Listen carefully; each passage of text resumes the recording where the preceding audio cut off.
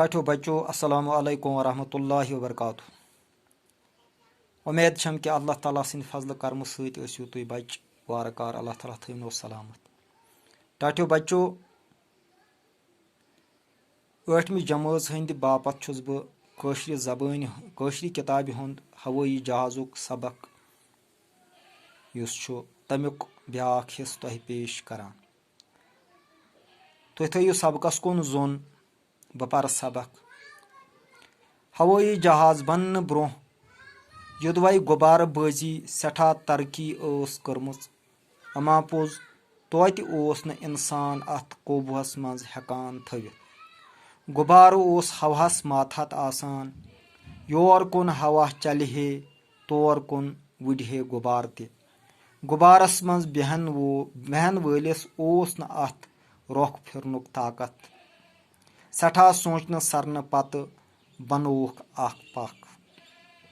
यो सबक टाठो बच्चों इंसान सज कोशिश यह कि बह गोसुस हवाहस मज जानवारन हंद पठ वुडुन।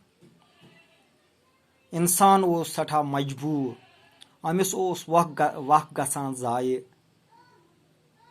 सफरन मज सठा जेठन सफरन मज दह वाद रेत वाद वरी वाद अमिस सफरन मज लगान। अमि मख यछान जे मे गोस यह सफर ज्योठ तो क्रोठ सफर आसानी सान कम वक्तस मज तय गसुन। अमि मूजूब इंसान हवाई जहाज बनावनच फिक्र मज तो कोशिश करान।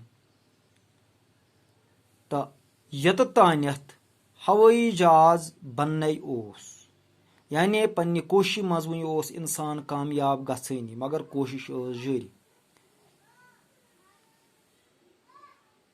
तो युस गुब्बार इम बनोमुत युस तरक्की करान करान ब्रोह वोत मगर अत मज युस खसान इंसान सो न अत हेकान पन्निस कोबस मज यानी कंट्रोलस मज करित कहीं। कोबू मतलब गो यथ पठन जे यह यछे जहाजस यूता हुर यछेस खालुन तूता खालहेस। तो यह यछे जहाजस पनी मर्जी पे कुन अंदस कुन नुन तोस न हेकान करित कहीं।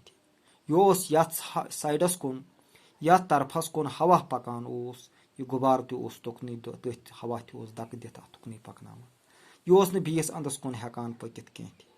लिहाजा यत तान पत सठा सोचन आव सरन आव तो पत आव अत जहाजस पख बनान।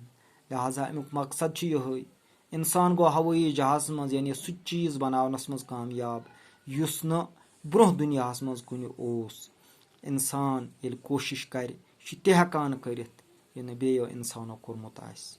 हालात यम हालातन मज हेन आमत बहसियत आफत यम अकिस इंसानियत खतर तमाम जू ज़ातन खतर सोन वथुन बिहुन करुन सन अमल अगर अस यछो तुह यछो कि तुह हेक्यो यमो हालातो मज नीरित तुह हेक्यो पन अमल पनुन पान पनुन किरदार ठीक करित तो पत हेक्यो यह कौम यमो बुर तो शैतानी खसैलो मज कड़ित। तो मगर शरत तेल ये तुह पान आसनो पानस मज यम चीज पौधे कर्मुत ये तुह मज हिम्मत आस तो कोशिश आस कर्मस रजर खतर पान रुत बननुक तो बाकियन ते रजरस कुन पकनावनुक। अल्लाह ताला थैनो सलामत। यह अजुक सबक वसलाम।